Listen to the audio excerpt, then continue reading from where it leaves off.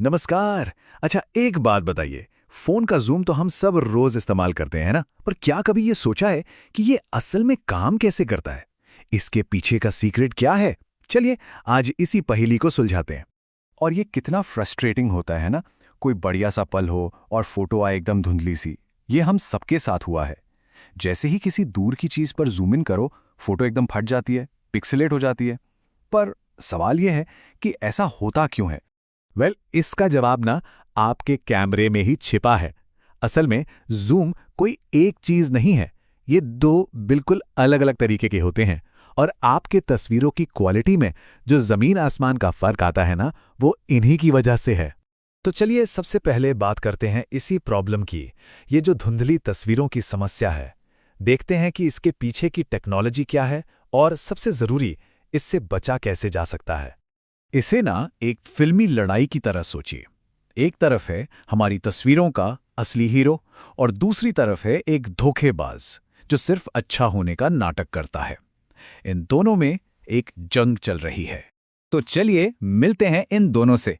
हमारे दो कंटेस्टेंट्स हैं, एक ऑप्टिकल जूम और दूसरा डिजिटल जूम। नाम तो सुने ही होंगे, पर आज हम ये जानेंगे कि ये असल में है क्या और काम कैसे करते हैं।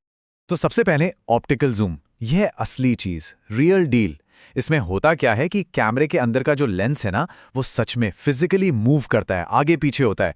समझिए, ये बिल्कुल वैसा ही है जैसे आप किसी चीज को पास से देखने के लिए उसके करीब चले जाते हैं। क्वालिटी में कोई गिरावट नहीं। और फिर आता है डिजिटल जूम। देखिए, ये कोई असली जूम है ही नहीं। ये बस एक सॉफ्टवेयर की ट्रिक है, एक शॉर्टकट। ये क्या करता है? ये बस आपकी फोटो के एक छोटे से हिस्से को क्रॉप करके उसे खींचकर बड़ा कर देता है। नतीजा, पिक्सल फट जाते हैं और क्वालिटी एकदम खराब। ठीक है, तो अब इनकी पहचान तो हो गई। चलिए अब थोड़ा और डीप में चलते हैं और देखते हैं कि पर्दे के पीछे ये दोनों असल में काम कैसे करते हैं। यहाँ पर फर्क एकदम साफ है। लेफ्ट साइड में देखिए, ऑप्टिकल जूम में लेंस सच में मूव कर रहा है। ये असली हार्डवेयर है जो काम कर रहा है। और राइट साइड में डिजिटल जूम, वहाँ कोई मूवमेंट नहीं है। वो बस सॉफ्टवेयर का काम है, इमेज के हिस्से को क्रॉप करके स्ट्रेच करना, बस। और ये टेबल, ये तो पूरी कहानी एक झटके में बता देती है। इमेज क्वालिटी ऑप्टिकल में हाई, डिजिटल में लो। धुंधलापन ऑप्टिकल में बिल्कुल नहीं, डिजिटल में हाँ बिल्कुल।